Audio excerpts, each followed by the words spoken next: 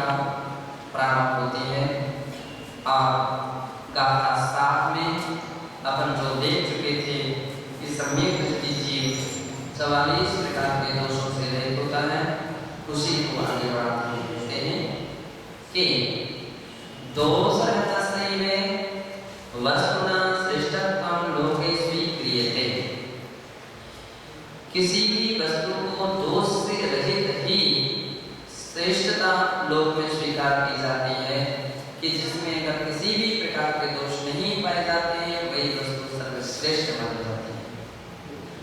सम्यक दर्शन संबंधियों के दोषा संभवन्ति अतः ते सर्वेपि त्याज्याः। सम्यक दर्शन में भी दोष संभव हैं या संभव होते हैं, इसलिए उनको वे सभी त्याज्य हैं, छोड़ने योग्य हैं। तेज दोषा कीति, और वे दोष कितने होते हैं? कीचते, कौन कौन से हैं? इति जिज्ञासा मनसि निधाय प्रोच्यते। ऐसी जिज्ञासा मन में रखते हुए कहते हैं कि जैसिन 44 सन्ति एषां चतुश्चत्वारिंशत् दोषा न भवन्ति। अर्थात जिन सम्यक दृष्टि जीवों में 44 प्रकार के दोष नहीं होते हैं, सम्यक दर्शन से दोषाणां संख्या चतुश्चत्वारिंशत् भवति। सम्यक दर्शन के दोषों की संख्या 44 यानी 44 होती है। ते दोषा येषां सम्यक प्रधारिणां न भवन्ति। ये दोष सम्यक को धारण करने वाले प्राणियों में नहीं होते हैं। ते होन्ति सद्दृष्टि, और जिनमें ये दोष नहीं होते हैं ते निर्दोष सम्यक धारणा एवं श्रेष्ठा सम्यक दृष्टो भवन्ति। वे निर्दोष सम्यक को धारण करने वाले ही श्रेष्ठ सम्यक दृष्टि होते हैं। यथा दोषपूर्ण वस्तु श्रेष्ठता न भवति, जैसे दोषपूर्ण वस्तु श्रेष्ठता को प्राप्त नहीं हो सकती, तस्य मूल्यं महत्वं वा हीनम् एव भवति। उसका मूल्य या उसका महत्व हीन यानी कम हुआ करता है। तथैव उसी प्रकार से चतुश्चत्वारिंशत् दोषाः 44 प्रकार के दोष सम्यक्तस्य उत्तमतां विभाति न सन्ति। 44 प्रकार के जो दोष हैं वे सम्यक दर्शन के महत्व को और उसकी जो उत्तमता है उसका विघात करते हैं। एतेषु समस्ता दोषा यद्वा कतिचित् दोषा स्युः यद्वा एकोऽपि कश्चित् दोषः स्यात् तदा सम्यक्तस्य श्रेष्ठता विनश्यत्येवेति भावः। इन 44 प्रकार के दोषों में से एतेषु समस्ता दोषा, जिसमें सभी दोष पाए जाते हैं, यद्वा कतिचित् दोषा, अथवा उसमें से कुछ दोष पाए जाते हैं, यद्वा एकोऽपि कश्चित् दोषः, अथवा एक भी दोष पाया जाता है, तदा सम्यक्तस्य श्रेष्ठता विनश्यत्येति, तब उसकी सम्यक की श्रेष्ठता विनष्ट ही हो जाती है। ऐसा भाव 44 स्थाने 44 वा पाठाः। 44 इस स्थान पर किसी प्रति में 44 ऐसा भाग है, तो किसी प्रति में 44 ऐसा भी पाठ है। वाक और दाल ये दोनों 40 के प्रतीक हुआ करते हैं। चौवाल तो 40 और 44, दाल भी 40 का प्रतीक है, तो दाल यानी 40 और चौ यानी 44। तस्य चतुश्चत्वारिंशत् एते यद्वा चतुश्चत्वारिंशत् एतानि इति संकृच्छाया संभवति। उसकी 44 यह इस प्रकार से एते ए अथवा चतुश्चत्वारिंशत् एतानि, चतुश्चत्वारिंशत् ये सभी ऐसी संस्कृत जो छाया हुआ करती है। पाठांतरेणापि अर्थो यद्वा तात्पर्यं तु न किमपि विशेष्यते। पाठांतर से अर्थ या तात्पर्य में कोई भी विशेषता नहीं है, दोनों का अर्थ या दोनों में लगभग समानता है, इसलिए उन सभी अर्थों को ग्रहण किया है, सभी वाक्यों को ग्रहण किया है। चतुश्चत्वारिंशत् दोषाः। अब प्रश्न है कि वे 44 प्रकार के दोष जो कहे हैं कि कौन कौन से हैं, तेषां सप्तविधं वर्गीकरणं कृतं अत्र। उनका 7 वर्गों में यहाँ वर्गीकरण किया जा रहा है। 7 प्रकार के विभागों में बांटा जा रहा है। वे मैं मूढ़ मनाय धनम मदा अष्ट, 8 प्रकार के मद, तिस्रो मूढ़ता, 3 प्रकार की मूढ़ता, षट् कुत्सित जन संसर्ग रूपाणी अनायतानि, 6 कुत्सित जन के संसर्ग से होने वाले अनायतन, 21 सप्तदश दोषा अंतर्भूता, इनमें 17 दोष अंतर्भूत हो जाते हैं, इन सबके 17 भेद हुए।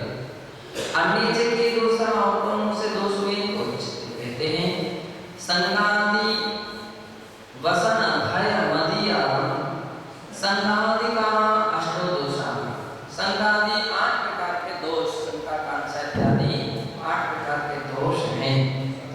व्यसनानि चे 7 प्रकार के व्यसन, भयानि चे 7 प्रकार के भय, अतिचारा व्रत नियमादि उल्लंघन स्वरूपा पंच, और अतिचार व्रत नियम इत्यादि का उल्लंघन कर देना, इस प्रकार के प्रत्येक व्रत के 5 अतिचार हैं, दोषांग दोष। और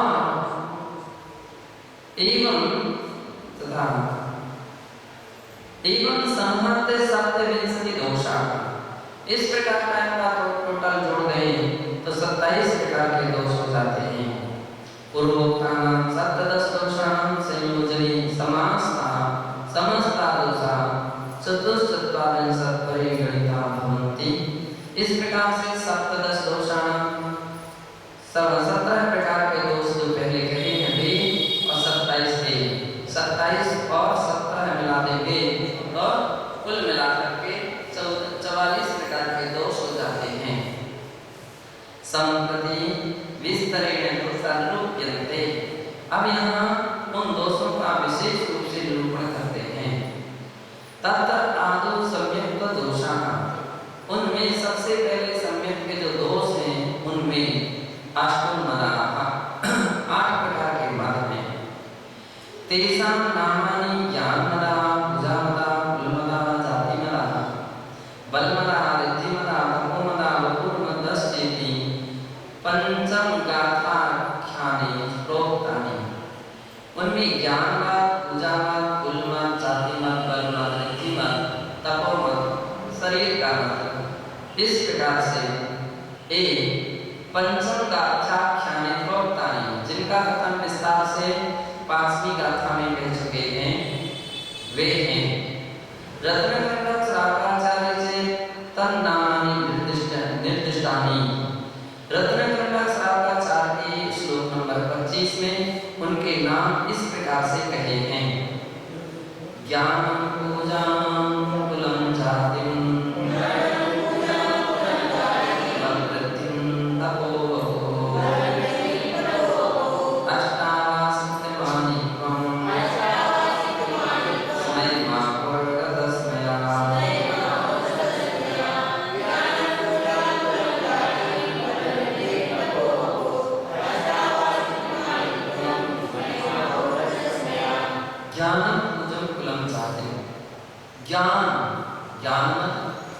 पूजा, पूजा का, कुल का मत, जाति का मत, बल मत, रिद्धि मत, तप मत, शरीर यानी रूप मत, इस प्रकार प्रकार के 8 प्रकार के मान जो हैं वे अनंत देव ने या गंधर्व आदि परमेष्ठियों ने कहे हैं। मदस्य अहंकार, मद का सामान्य अर्थ होता है अहंकार। स्थूल रूपेण च अष्टो प्रोक्तान् विषयानाश्रित्य संभवति। स्थूल रूप से उनके 8 वेद हैं जो अलग अलग विषयों का आश्रय लेकर के होते हैं। इत्यतो मदस्य अष्टविधत्वं भवति। इस कारण से मद के 8 विधा 8 प्रकार होते हैं। तेज विषया ज्ञानादि का, और उनके जो विषय हैं ज्ञान आदि हैं। तत्र ज्ञानमता स्वाविद्या शिल्प कौशल्य वेदुष्य प्रभृति विषय का। ज्ञान जो है वो कैसे प्रकार से होता है तो बता रहे हैं कि ज्ञान स्वाविद्या शिल्प कौशल, अपनी विद्या में अभिमान होना। कौशल सागर जी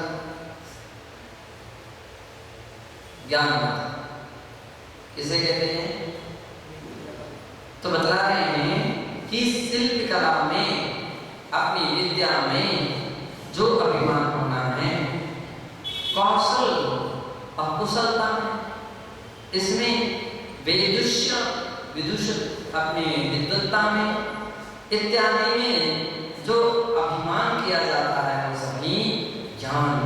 दुनिया ऐसे मेरे जैसा कोई विद्यावान नहीं हो सकता, मेरे जैसा कोई व्यक्ति शिल्पकार नहीं हो सकता, मेरे जैसा कोई व्यक्ति कुशल नहीं हो सकता है, मेरे जैसा कोई विद्वान नहीं हो सकता है। इस प्रकार के लोगों में प्राय तरह के अभिमान हुआ करते हैं, वो सभी ज्ञानवंत हैं। लौकिक प्रतिष्ठा यशा ख्याति कीर्तिंचित्यादि का माश्रित्य अहंकारो यात्रित ऐसा पूजा। लौकिक प्रतिष्ठा को पाकर के, यश को पाकर के, ख्याति को पाकर के, कीर्ति को पाकर के, इत्यादि माश्रित्य इत्यादि वस्तुओं को आश्रय लेकर के जो प्राणी के अंदर में अहंकार उत्पन्न, मेरी इतनी प्रसिद्धि है, मेरी इतनी ख्याति है, मेरे इतने लोग मानते हैं, मेरा इतना सम्मान है, मेरा इतना ऐसा है। इस प्रकार के लौकिक जनों की या लौकिक जो अवस्थाएं हैं उनके विषय में जो अभिमान होना है वह सभी पूजा मत कहलाता है। क्या कहलाता है? पूजा मत। पितृवंशा कुलम मातृवंशस्य जाति। कुल किसे कहते हैं? पिता के वंश का नाम क्या है? कुल। कौन से कुल के? अरे ये तुम्हारा कुल कौन सा है? अपन जब पुराण ग्रंथ पढ़ते हैं तो पुराण ग्रंथ पढ़ते हैं तो उसमें जहाँ कहीं स्वयंवर वगैरह का वर्णन आया तो बड़े युद्धों के भी उल्लेख हुए। रामचंद्र जी सीता जी का जहाँ व्याख्यान हुआ तो भाई ऐसे थोड़ी स्वयंवर हो गए और डाले मारा डाल दी हो गई शादी, नहीं, उसमें युद्ध भी हुए। राम जैसे सभी युद्ध करने आए। ये बात अलग है कि राम ने अपने पराक्रम से उनको पराजित कर दिया। द्रौपदी का जिस समय स्वयंवर हुआ तो स्वयंवर के पश्चात क्योंकि और बड़े बड़े लोग भी थे तो बहुत सारे लोगों ने कहा ये कहाँ के भील हैं, ऐसे सकता है, ऐसे कहाँ के ब्राह्मण आ गए जिनके साथ शादी करने के लिए द्रौपदी छत्री पुत्री जा रहे है ना, ऐसा कर करके उनसे युद्ध करने के लिए तो ऐसी स्थिति रही है। तो कौन से कुल के हैं उसके पीछे का पता नहीं कि किस कुल के। बाद में फिर उनके पराक्रम से उन्होंने अपने कुल का परिचय दिया, कुल का परिचय दिया। आज भी अपन देखते हैं ना कि बहुत सारे लोगों की कुल का, उनका आचार, उनका व्यवहार, उनकी भाषा, उनकी चर्या, उनकी प्रवृत्ति से व्यक्ति के कुल का परिज्ञान होता है। किस व्यक्ति की आचरण सही है, बोलने चालने का तरीका अच्छा है, खाने पीने का तरीका अच्छा है, एक उच्च कुल का व्यक्ति है। उच्च कुलीन व्यक्ति अपने स्वाभिमान से रहते हैं, कष्ट सहन कर लेंगे, तकलीफ सहन कर लेंगे, परेशानी सहन कर लेंगे, लेकिन कभी दीनहीनता प्रकट नहीं होगी, दीनहीनता प्रकट नहीं होगी। मतलब ऐसी अवस्था हम लोग ने देखी कि कैसी भी परिस्थिति में आ जाए, सिखाया जाता है बेटा किसी के यहाँ भोजन नहीं करना है, ऐसा किसी के यहाँ भोजन के समय नहीं जाना, किसी के यहाँ की वैसे तेरे तुरंत हाथ नहीं खिलाना, नहीं लेना, जो कुछ चाहिए तुम अपने घर से मांग लो। क्यों? दूसरा व्यक्ति एक दिन भोजन कराएगा, लेकिन साल भर वो अपनी डोसना दे, ऐसा करे, अरे हमने खिलाया, हम तो रोज रोज खिलाते नहीं को भोजन कराते, ऐसा तो नहीं किसी का अपने घर का रूखा भोजन भी अच्छा और दूसरी जगह की रसमलाई की, और जाना है तब जब कोई आमंत्रण हो, निमंत्रण हो, तब तो ठीक है, और वैसे चाहे जिसके यहाँ भोजन की बेला पर पहुंच गए। आज भी अपन देखते हैं बहुत सारे लोग चौके में आएंगे, काम कर लेंगे, सब कुछ कर लेंगे, और जब हाथ हुआ धीरे से खिसक जाते हैं। ये कैसे खिसक जाते हैं? बेचारे चौके वाले मनाते रह जाते, भैया आ रहे भैया भोजन करके, हाँ आ रहे कर करके धीरे से निकल जाते। भाई क्यों? अब उसमें नहीं है कि भाई एक दिन का पाना तो अनावश्यक एक प्रकार की चर्चा करना हो जाता है। स्वाभिमान उच्च कुलीन निम्न कुलीन व्यक्ति रहते, वो अपनी सम्मान नहीं रखते, अपनी गरिमा नहीं रखते, छोटी छोटी वस्तु ये दे दो, वो दे दो, ये दे दो, वो दे दो, वो दे दो। कुछ ऐसे लोगों को भी देखा कि अगर बैठ जाए ना तो अपन ही परेशान हो जाते। हम तो तिलक लेते, हमको भी चाहिए, ये भी दे दो, जा सामान भी दे दो, ये भी दे दो, वो भी दे दो। तो अपन को बड़ा हीनता लगने लगता है कि भाई कितनी भावना करेंगे लोगों से, आप ला सकते हो, आप खरीद सकते हो, आप सब कुछ कर सकते हो। तो स्वाभिमान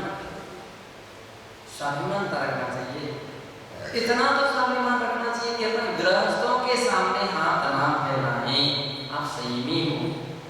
अपन क्या संयमी? आहार के लिए अपन मांग नहीं सकते, मुद्रा लेकर के जाते हैं, सिंह वृत्ति के साथ जाते हैं, ऐसी मुद्रा लेकर के जाते हैं, हाथ नहीं फैलाते, वीरता के साथ रहते हैं। वहां पर भी चौके में बिल्कुल नीचे निगाह करते, जो हाथ में आ गया, जो हाथ में आया संशोधन करते हैं, इसका मतलब नहीं कि देखते नहीं देखते हैं, संशोधन करते हैं। लेकिन थाली में तुम्हारा लाख गुना अच्छा कीमती सामान रखा हो, उससे कोई लेना नहीं, थाली की ओर नहीं डालते निगाह, चोर निगाह कहलाती है, आसक्ति पर निगाह कहलाती है, जिनकी थाली की ओर दृष्टि जाती है। विश्वास सागर जी, तो ऐसी कौन सी निगाह कहलाती है? आसक्ति पर, बार बार थाली की ओर देखता, बार बार थाली की ओर देखता। हम इशारा नहीं कर रहे थे, हम इशारा नहीं कर रहे थे, तुम्हारी निगाहें बतला रही हैं कि तुम्हारी आसक्ति है, इसलिए तुम्हारी दृष्टि बार बार बता रही है। ये आसक्ति तुम्हारी आंखें बतला रही है, आंखें हर व्यक्ति के हृदय को समझा सक बतला देती कि इसके व्यक्ति की आंखें कैसी, क्या चाहता है। आंखें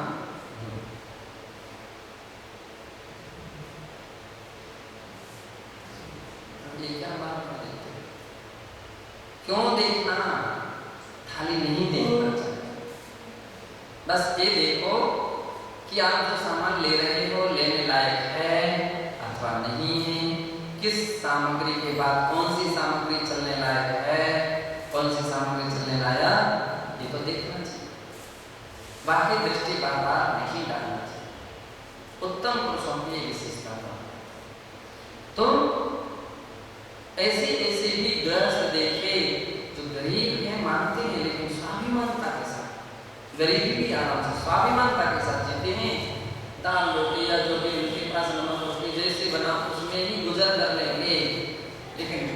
ये उच्च कुलीन है, भले परिस्थिति के साथ गरीब हो गए हैं, लेकिन कुलीनता तो कुलीनता कायम रखी हो। पितृवंशा कुलम, पिता के वंश का कुल है। मातृवंशस्य जाति ही, और जो माता का वंश कहलाता है, जो माँ का वंश होता है उसको क्या बोलते हैं? जाति कहते हैं। एत्यो मानः क्रमशः कुलमदः जाति मदस्य भवति। इनके प्रति मान, और हमारे दादा ऐसे थे, हमारे कुल ऐसा था, हमारे जाति में ऐसा था, इसका ही अभिमान मत रखो। और भी तुम्हारे जैसे बहुत सारे हो चुके हैं, इस इतिहास के पन्ने देखो ना, पलटा कर बड़े बड़े दान दाता हुए, बड़े बड़े दानवीर हुए, बहुत बड़े गजरत चलाने वाले हुए, और पंचकर्मा मंदिर मूर्ति बनाने वाले हुए, बहुत सारे संसार। अभिमान किसका दिया? ये तो अपना आपका सौभाग्य था, आपके वंश में अच्छी बात है, बहुत खुशी की बात है, कितने अच्छे लोग हुए। तो वो इसलिए नहीं कि तुम उसमें अभिमान रखने लगे, तो अभिमान करने के लिए इस प्रकार की और बात नहीं होना चाहिए। ये बात अलग है। अपने यहाँ की जो है गरिमा और प्रतिष्ठा के लिए तो दुनिया का है, वो तो दुनिया की बात, उसमें कोई परेशानी नहीं है। ऐसा नहीं कि अपने कुल और जाति की कोई अपनी प्रशंसा ना सुने, ना करे, ना उसमें खुशी मनाए, नहीं, अच्छी बात है, लेकिन अभिमान मत करो। ऐसा मत करो कि दूसरे को नीचे दिखाने लग जाए, ऐसा नहीं होना चाहिए। तो इसका नाम है अहम विशिष्टि कुले जातो वा समुत्पन्नः अत्वधिकां श्रेष्ठतां वा अहं वा वहामि न कोऽपि मत्सदृशः इत्यादि विचार श्रेष्ठाभिमानो हेतुः विधियो। मैं विशिष्ट कुल में जन्म हुआ, मेरा हुआ है, विशिष्ट मेरी जाति है या मेरा अच्छी जाति में जन्म हुआ है, अत्वधिकां श्रेष्ठतां वहामि, इसलिए मैं अधिक श्रेष्ठ हूँ, मैं अधिक उच्च हूँ। ना कोई मत्सदृशः, मेरे समान संसार में कोई दूसरा नहीं है, इत्यादि विचार श्रेष्ठता ही मानो। इस प्रकार के जो विचारों की जो श्रेष्ठता होती है, विचारों की अवस्था होती है, उसका नाम मद है। ये तो मदो विज्ञेयो। इस प्रकार के 8 प्रकार के मदों को या इस मद को जानना चाहिए। बलम शरीर, शरीर की शक्ति, बल किसे कहते हैं? शारीरिक शक्ति को बल कहते हैं। ताम विषयीकृत्य बल मदो भवति, उसको विषय करके जो अभिमान रखा जाता है वो क्या है? वो बल। हम तो भैंस से लड़ते थे, बड़ा ये बात अच्छी, शक्तिशाली थे, ये तो ठीक, लेकिन अपने से भी बड़े बड़े शक्तिशाली दुनिया में हो गए हैं, शक्ति का अभिमान नहीं। रिद्धि प्राप्ति ही, रिद्धि की प्राप्ति, रिद्धि प्राप्ति धन वैभवादिकश्च समासक्तिकश्च अहंकार रिद्धि मना। धन वैभव इत्यादि को आश्रय लेकर के जो किसी में अभिमान होना, एक रिद्धि मद है। मैं इतना संपन्न हूँ, हमारे पास इतना पैसा है, धन दौलत है, इतने कारखाने, इतनी गाड़ी, इतने घोड़े, इतने हाथी, इतने मील, इतने प्लान, बहुत सारे, उसका अभिमान। भैया तुमसे बड़े बड़े चक्रवर्ती हो गए, तो ऐसा अभिमान किसका रखते हो? तो ये रिद्धि का मद नहीं होना चाहिए। उपवास आदि विविध तपस्यायां मत्सदृशा कोऽपि नास्ति। उपवास आदि में आप कोई व्यक्ति विशेष सहयोग में उसको वीर्यान्तरय कर्म का, तो आप बहुत अच्छी बात है, उपवास कर लेते हो। अब सभी के पास तो इतना सहयोग नहीं हो सकता है कि सभी वैसे जैसी तपस्या करने लगे। तो उपवास विविध तपस्यायां मत्सदृशा कोऽपि नास्ति, मेरे समान कोई तपस्या करने वाला नहीं है, ऐसा जिसके अंदर में अभिमान होता है। अहम सर्वश्रेष्ठः, मैं सबसे श्रेष्ठ हूँ, मैं तो इतनी तपस्या करता हूँ, मेरे समान कोई दूसरा नहीं। इत्यादि को अभिमान माना तपो मदो विज्ञा। इस प्रकार का जो अभिमान व्यक्ति के अंदर में उत्पन्न होता है उसका नाम तप मद है। बपु शरीरम एव, बपु किसको बोलते हैं? शरीर को ही बोलते हैं। स्वस्थ सुंदर मनोहारित्वं शरीरस्य मे सर्वोत्तमम्,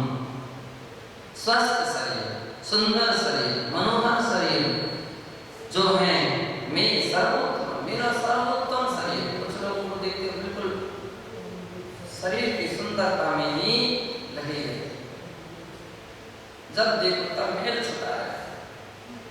अब कितना भी छुटा लो, काले हो तो गोरे नहीं हो सकते।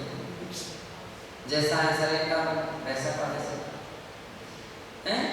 तो इसका अभिमान मत रखो कि मैं इतना सुंदर हूँ, मैं इतना सुंदर हूँ, इतना सुंदर हूँ। शरीर की सुंदरता नहीं, शास्त्रों में किसकी सुंदरता मानी गई है? श्रेष्ठता। आत्मा सुंदर होना चाहिए, मन सुंदर होना चाहिए। जिसका मन सुंदर है वो सर्व सुंदर है। खाली शरीर से कितना भी कुरूप दिखता हो, लेकिन मन सुंदर है वो सर्व सुंदर है। और जिसका मन अच्छा नहीं है वो कितना भी सुंदर क्यों ना हो, वह सुंदर नहीं हो सकता। और जिसकी आत्मा सुंदर, उसके अभिमान नहीं होता है। तन का तो अभिमान हो सकता है, लेकिन आत्मा का अभिमान नहीं होता। इत्यादि प्रकार से इत्यादि का अभिमान हो स्वस्थ होगा। इत्यादि को मानो बपुर मना। इत्यादि का जो अभिमान है वो बपुर यानी शरीर मन है। एतै मदेहि राविष्टो जना सम्यक् दर्शनादि धारकाणां धर्मिणां मन्येषां तिरस्कारं करोति। अब मद सम्यक् दर्शन का दोष क्यों कहा गया? मद सम्यक् दर्शन का दोष इसलिए माना गया है कि सम्यक् दर्शन को जो मद से युक्त प्राणी होते हैं वो सम्यक् दर्शन आदि गुणों को धारण करने वाले धार्मिक पुरुषों के प्रति तिरस्कार होते,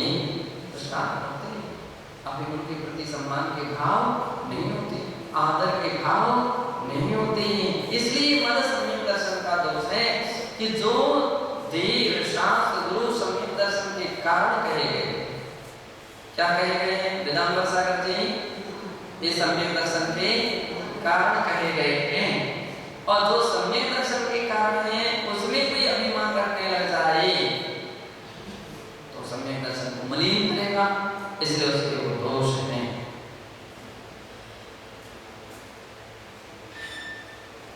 सम्यक् दर्शन धारणा धर्म तिरस्कार करते हो तो अभिमानी व्यक्ति क्या करता है? उनका तिरस्कार करता है।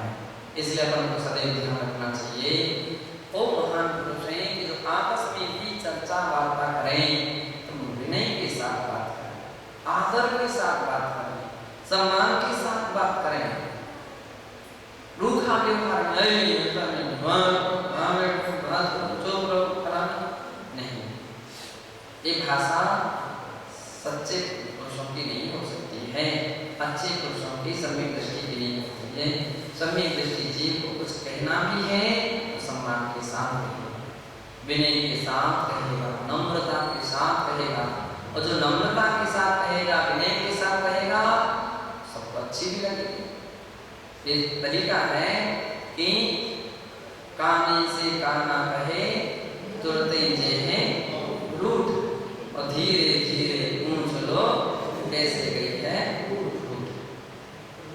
कोई आंख से काना है और उसको पहले करना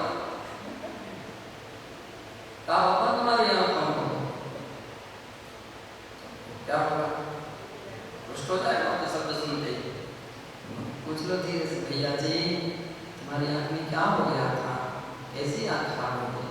वो पूरी कथा सुना देगा, आराम से पूरी बात सुना देगा। तो धीरे से पूछो, आप मन सम्मान के साथ पूछ लीजिए, आराम से पूछ लीजिए।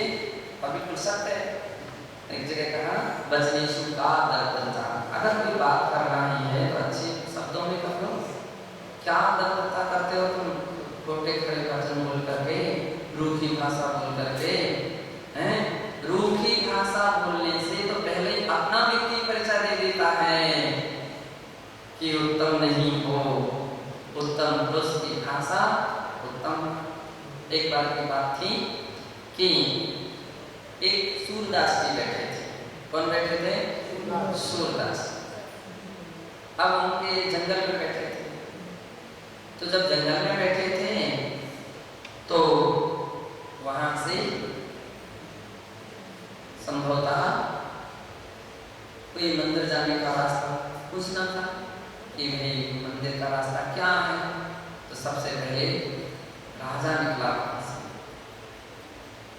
तो राजा निकला, महात्मा मंदिर जाने का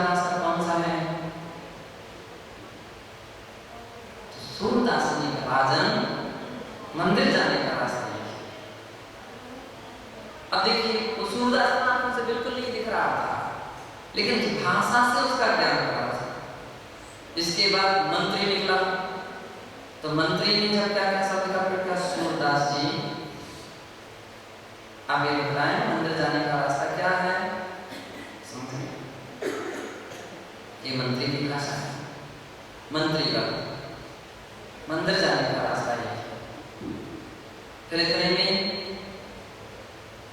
और कोई सिपाही निकला, तो उसने कहा अरे बता मंदिर जाने का रास्ता कहाँ है, कौन सा है। तो उसने कहा सैनिक जी मंदिर जाने का रास्ता है। अब आपस में सभी मिले कि आप कैसे मंदिर आए, तो हमने सूरदास जी से पूछा, उन्होंने कहा हमने सूरदास जी से पूछा, सूरदास जी।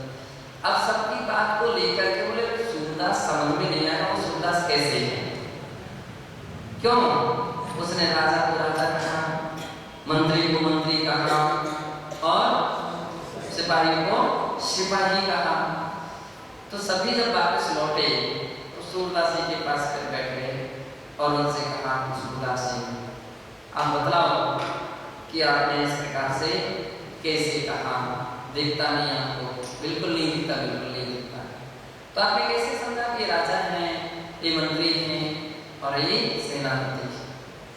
तो उसने कहा मैंने आपसे भाषा से। कैसे समझा, भाषा से।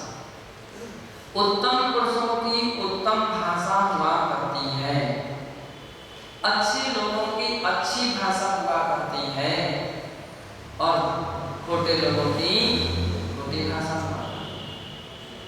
उत्तम पुरुष सदैव उत्तम भाषा में बात करेगा, सम्मान के साथ बात करेगा, आदर के साथ बात करेगा।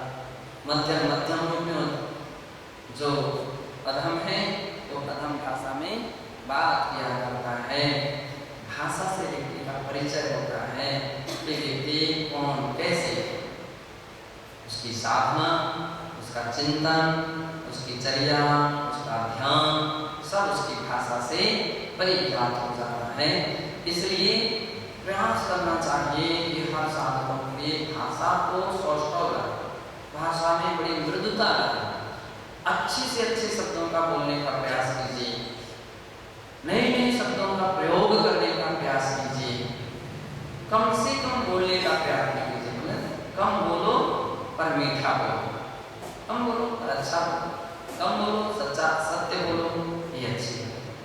तो सदैव भाषा में स्पष्ट होना चाहिए, अच्छे से अच्छे बोलने का प्रयत्न करना चाहिए, मीठी से मीठी बात करने का प्रयास प्रयत्न करना चाहिए। तो भाषा से अपन लोगों का तो मूल गुण है, मतलब सामान्य बात नहीं है, नियम है, अपना मूल गुण है, हित मित और प्रिय वचन बोलना। ऐसे तो ऐसे जिसके नियम है तो उनको तो अपने भाषा का पूरा पूरा ध्यान रखना चाहिए। तो यहाँ पर आचार्य महाराज कह रहे हैं कि श्रेष्ठ तिरस्कार करोति श्रेष्ठता मत्वा तान हीन भावनया व्यवहरति, और अपने आप को श्रेष्ठ तथा दूसरों को हीन भावना रखता हुआ व्यवहार करता है। तेषां अवज्ञां विदधाति, उसके प्रति अवज्ञा, बैठे रहो, शांत बैठो, बात नहीं कर सकते, चुप रहो, चुप। कितने लोग ऐसे रहते हैं, बड़े बड़े लोगों तक के लिए बोल, चुप, शांत रहो, हम बोलो, बात मत करो। एक तरीका तो नहीं, बच्चों के लिए तो फिर भी कहा था सर, अब सभी तो बच्चे नहीं हो सकते, वे बिल्कुल दूध पीने वाले बच्चे होते हैं, उनके लिए तो एक बार फिर भी मान लो, चुप बैठो, शांत बैठो, बात मत करो। लेकिन अब तुम बराबरी के कोई हो, तुमसे वरिष्ठ कोई हो, श्रेष्ठ कोई हो, उसके लिए ऐसे शब्दों का प्रयोग नहीं किया जा सकता है। उसके लिए तो सम्माननीय शब्दों का प्रयोग करोगे तो इससे आपकी महानता झलकती है। तो वो प्राणी कहता तेषां अवज्ञां विदधाति, अवज्ञा देख लेंगे, कर लेंगे, विचार कर लेंगे, फलाना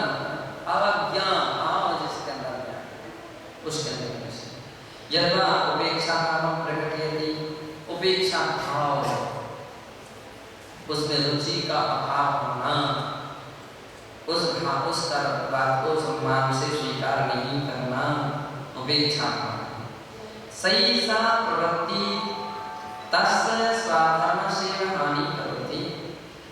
सा ऐसा प्रवृत्ति, वह उसकी इस प्रकार की प्रवृत्ति तस्य स्वाधर्मस्य हानि करोति, उसकी अपने धर्म की ही हानि करता है।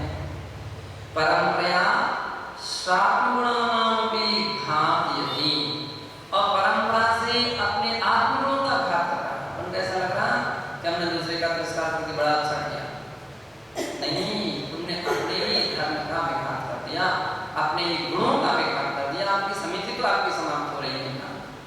दूसरे का जो हो सकता है, दूसरा संतशील हो, सहनशील हो, सहन कर गया, लेकिन तुम्हारी समिति तो समाप्त हो ही गई है।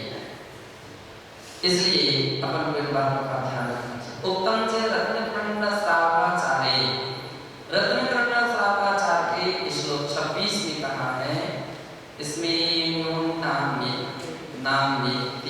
नाम देती धर्मस्थान कर्मितास्या सोतेति धर्मात्मीयं धर्मोधापिते विना।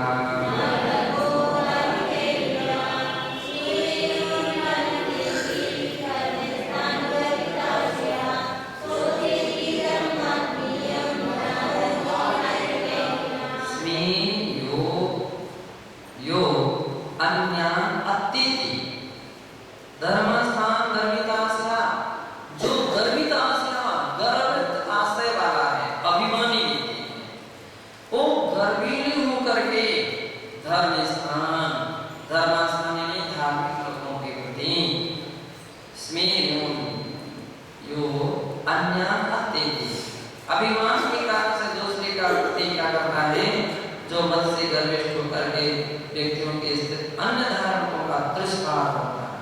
अत्यति सोतेति धर्मात्मीयम, समझ लेना, सो यानी वह धर्मात्मीयम अत्यति, आत्मीय धर्म का तिरस्कार करता है। दूसरे धर्मात्मा का तिरस्कार नहीं, किसका तिरस्कार कर रहे हो? अपने ही धर्म का तिरस्कार कर दिया। अपन जैसे अपन बोलते हैं कि अपन सम्मान करते हैं, महाराज के लिए नमोस्तु करते हैं। महाराज के लिए क्या? उनके अंदर में जो सम्यक दर्शन, सम्यक ज्ञान, सम्यक विचार रखता है, जो रत्नत्रय है, हम उस रत्नत्रय का सम्मान कर रहे हैं, उस धर्म का सम्मान कर रहे हैं। और यदि किसी का तिरस्कार कर दिया तो समझ लीजिए आपने उस धर्म का तिरस्कार, उस रत्नत्रय का तिरस्कार कर दिया। क्यों? ना धर्मो धार्मिक धार्मिक कई बिना, ना धार्मिक लोगों के बिना नहीं हो सकता। इसलिए जो धर्मात्मा पुरुष होते हैं उनमें तो विनय भाव उत्पन्न होता है, वात्सल्य भाव उत्पन्न होता है, एक दूसरे के प्रति आदर सत्कार के भाव होते हैं। सदृष्टि तो एते मदे रहिता ही भवति। सदृष्टि यानी सम्यक दृष्टि जीव को इन सभी मदों से रहित होता है। सा मनुते यद जाति कुल शरीरादीनि उद्गलाश्रितानि विनस्त्राणि। कौन सम्यक दृष्टि जीव मानता है कि जो भी मन हम कर रहे हैं, जिन कुल जाति आदि के ऊपर, शरीर आदि के ऊपर, ये तो सब कुल दल के आश्रित हैं, देह के आश्रित हैं, और शरीर नाशवान, इसलिए सभी विनष्ट प्राणी नष्ट होने वाले हैं। तपोमदेन तपस्या से दूषिता भवति। विकौशल सागर जी, तपोमदेन, तप के मद धारण करने से, विश्वविद्या सागर जी क्या बता रहे हैं? तप का अभिमान करने से तप मलिन हो जाता है। क्या हो जाता है? तप मलिन हो जाता है। कह रहे तपोमदेन तपस्याम विदूषिता भवति, तप दूषित हो गया। तथा वीतरागम प्राप्तो तपो मदोपि विघ्न तप का मद भी विघ्न रूप है। अभिमान आ जाए तप का तो उस व्यक्ति के अंदर में वीतराग भाव उत्पन्न हो सकते नहीं है। मम तपस्तु कर्म निरार्थम एवं, मेरा तप तो कर्म नजरा के लिए ही है। तपस्या से क्या होती है? कर्म नजरा ही होती है। मदस्तु कर्म बंधक एव इत्यादि सुविचारी निरंकार एव भक्ति। मद तो कर्म को बंधक है, कर्म को बांधने वाला है। इत्यादि इत्यादि सुविचारी, इत्यादि प्रकार के विचार करने से निरंकार एव भक्ति, प्राणी के अंदर में निरंकार भाव उत्पन्न होता है। संप्रति तस्सो मूर्ता विचार्यन्ते, अब यहाँ 3 प्रकार की मूर्ता का विचार किया जाता है। देव मूर्ता, लोक मूर्ता, पाखंडिक मूर्ता। पाखंडी मूर्ता का दूसरा नाम है गुरु मूर्ता। ये 3 प्रकार की मूर्ता होती है। एतास त्रिषु मूर्ता भवन्ति इति प्राक पंचम गाथा व्याख्याने प्रोक्तम। इस प्रकार से पहले 5वीं गाथा के व्याख्यान में कहा है कि 3 प्रकार की मूर्ता होती है। तत्र देवस्य यथार्थं स्वरूपम अजानम् अयथार्थ देवस्यापि देवरूपेण स्वीकरणं देवमूर्ता। वहाँ देव के यथार्थ स्वरूप को ना जानता हुआ जीव अयथार्थ देवस्यापि, अयथार्थ देवों के प्रति भी देवरूपेण स्वीकरणं करो। जो अयथार्थ देव को भी देव रूप में स्वीकार करते हैं वो देवमूर्ता है।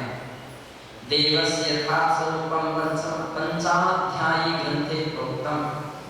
देव के यथार्थ स्वरूप को पंचाध्यायी ग्रंथ के अध्याय 2 और गाथा श्लोक नंबर 603 में कहा है। दोषो रागादि सद्भावः शादावरणं च कर्म तत् तयोरभावो निःशेषो यत्रासो देव उच्यते।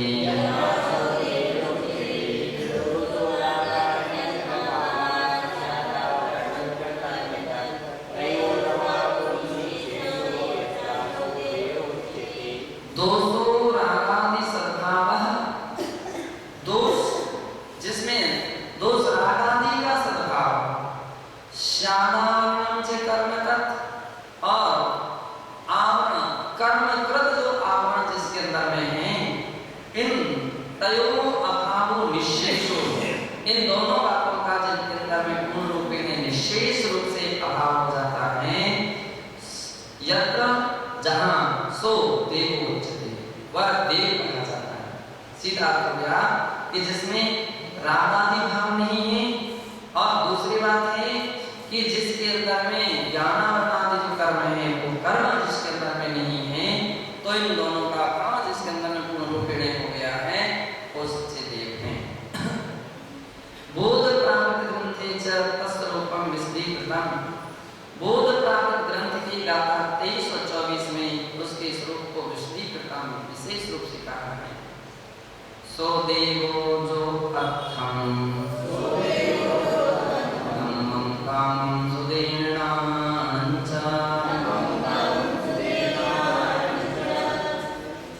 देवो भवगे मोहो उदयो भवजीवान्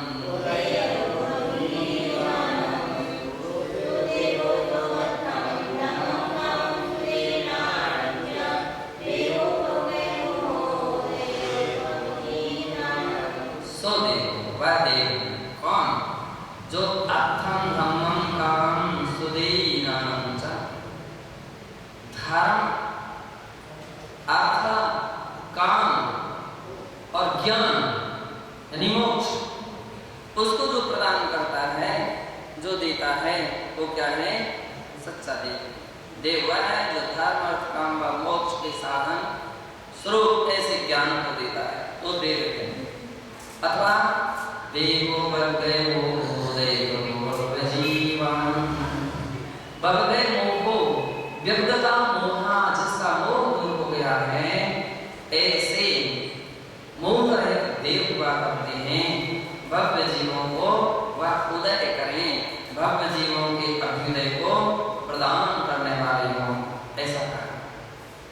एवं रागादिरहिता सम्यक ज्ञानदायको वा यथार्थ देवा, इस प्रकार से जो राग आदि से रहित हैं, सम्यक ज्ञान आदि को प्रदान करने वाले हैं, वे ही यथार्थ देव हैं। नाचिसा लौकिक सुखादि दायको भवति, वे लौकिक सुखादि को देने वाले नहीं होते हैं। इति सिद्ध्यति, ऐसा यहाँ सिद्ध होता है। एतद् यथार्थ देव स्वरूपम अविज्ञाय, इस प्रकार से यथार्थ देव के स्वरूप को ना जानता हुआ जीव यो व्यवहार और विचार हुआ, जो व्यवहार से अथवा विचार में जिसका देव महत्तम प्रकट थी, है ना, जो यथार्थ स्वरूप को नहीं जानकर व्यवहार या विचार है, वह देव महत्ता को प्रकट करता है। ऐसे भी लोग हैं जिस बात की अच्छी तरह से नहीं जानते हैं, उनके अंदर में देव महत्ता आती है। अतो रागद्वेषोपहतान् मिथ्यान्त देवानपि प्रतिदेवत्वेन व्यवहारणं तथा संसारे कामना पूर्ते तदुपासनं च देवमूर्तायाः लक्षणं विद्धि। इसलिए रागद्वेषोपहतान्, जो राग द्वेष से उपहत हैं, यानी राग द्वेष से युक्त हैं, ऐसे मिथ्या देवानपि, मिथ्या देवों के प्रति भी देवत्वेन व्यवहारणं, जो देव रूप में मानते हैं, व्यवहार करते हैं, तथा सांसारिक कामना पूर्ति, सांसारिक कामना की पूर्ति के लिए तदुपासना से उनकी उपासना करते हैं। देवमूर्तायाः लक्षणं विद्धेयं, वह देवमूर्ता का लक्षण है, ऐसा जानना चाहिए। उक्तं च मूलाचार ग्रंथे, मूलाचार की गाथा 260 में कहा है, ईश्वर ब्रह्माण्डं अज्जानादियाय जे देवा तेरेव भावहीना देवतन भावने मूलो।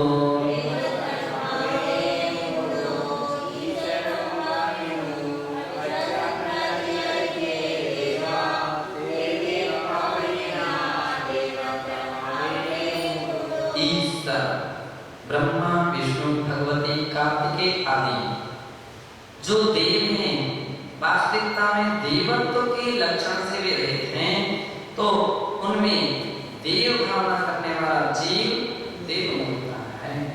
जिसके अंदर में देव का स्वरूप नहीं है, देव के लक्षण नहीं है, देव के गुण नहीं है, उसको कोई व्यक्ति देव माने, ये देव होता है।